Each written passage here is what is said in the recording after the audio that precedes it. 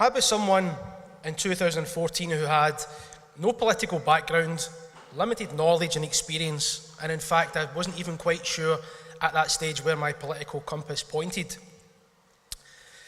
But the enthusiastic energy of that time completely lit a fire within me. I began locally organising.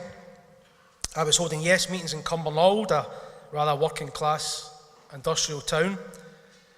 But I was always worried that my lack of knowledge and experience and profile would be a barrier to me being taken seriously when trying to host these meetings. And in fact, I think it's almost like a working class guilt, because I booked my first meeting and I sat on my couch for 4 days after it thinking, who the hell do I think I am? This is not for me, I am not political. But I forged on anyway. Because for me, independence is common sense. Independence is human nature.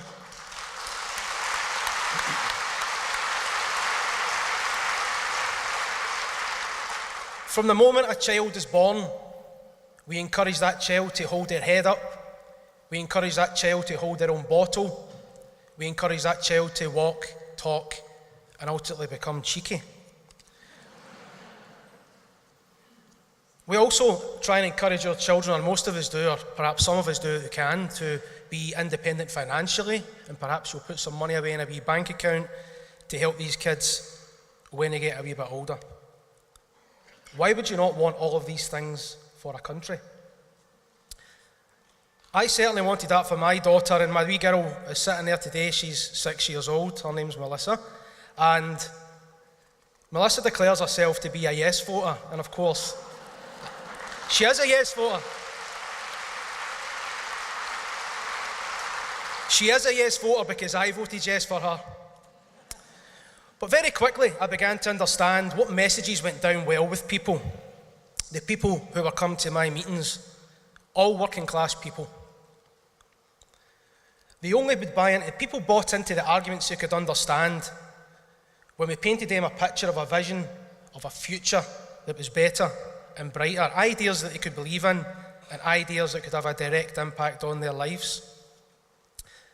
I believed and fought for an independent Scotland that was free of food banks, free from austerity, free of hardship and class inequality. Of course, dismantling the British state with its imperialist and colonial history was pretty far up my checklist.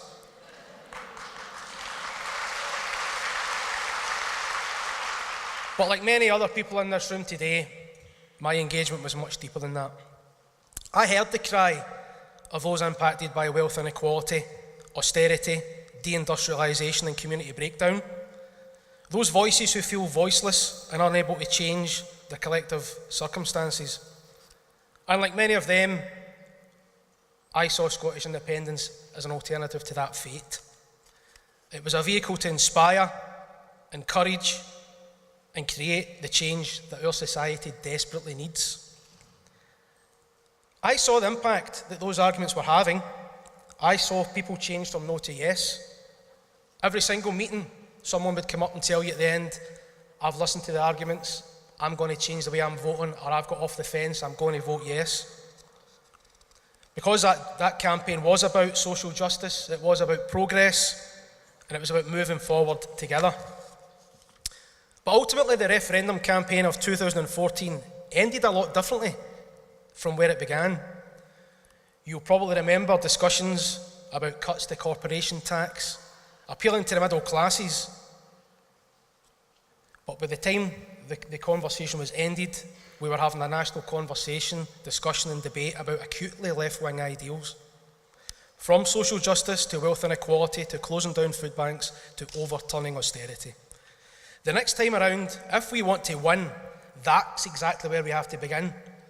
We have to be having these conversations that appeal to working class people, because when we win the working class vote, we win independence.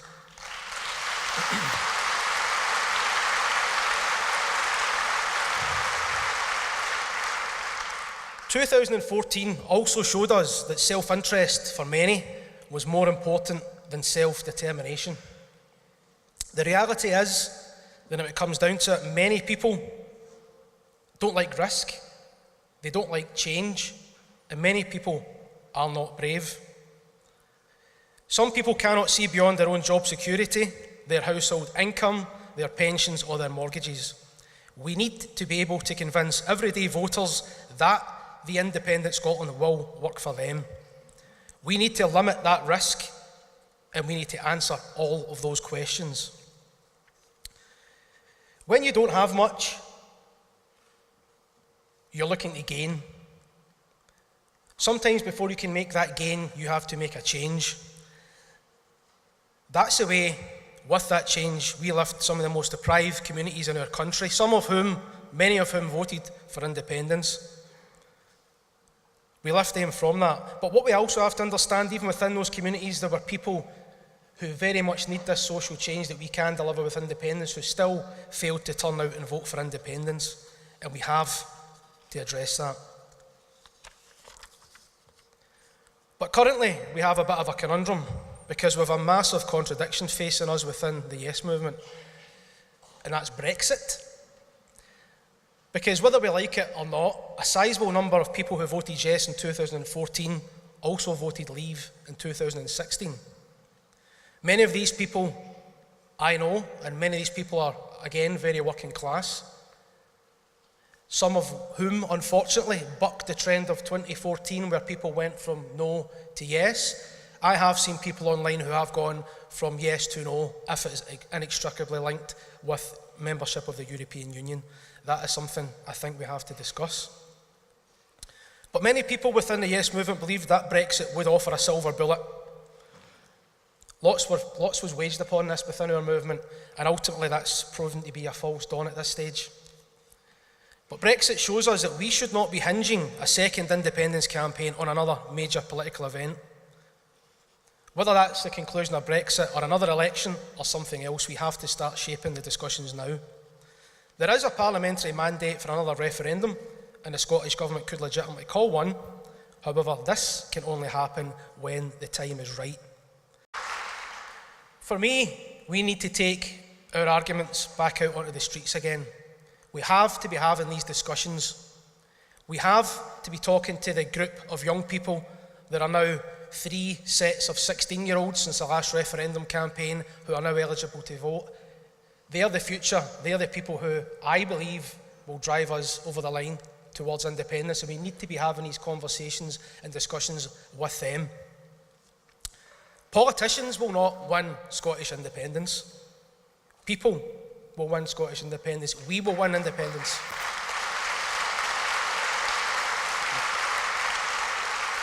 So collectively, we've got to get the grassroots band back together, and we've got to spark these conversations.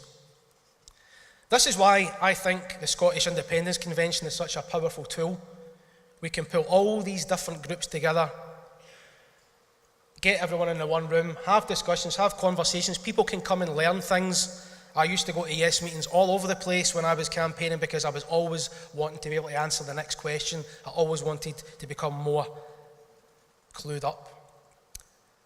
But what this has to be as well, this has to be a platform for new voices, new faces and new messages, because without that, we risk repetition.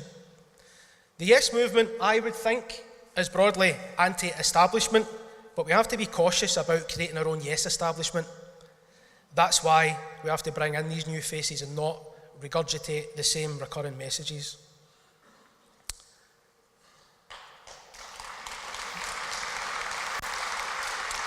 Something else that's important with regards to the politicians. Where I come from in Cumbernauld, my neighbours and friends do not respond to suited politicians on their doorstep.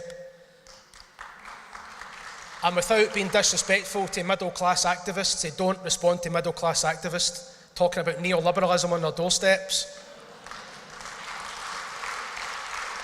They will listen to someone like me who they might see in the pub, someone who can give them very real arguments, talk about things that can transform the lives of their children and themselves. That's why the grassroots is so important. So let's spark the Yes campaign again, and let's start having those conversations. And my challenge to everyone here today would be to leave here today and go and commit to speaking to someone, trying to convince someone again, just that one person, because that's the road to independence right then and there. But this movement is passionate and energetic. 2014 showed us what we can accomplish. What we have to do though right now is we have to do more. There are still people to convince. We are a nation of people with a can-do attitude, and I believe that one day that can-do attitude of our movement can and will become the will-do and have-done nature of the independent Scotland. Thank you for that.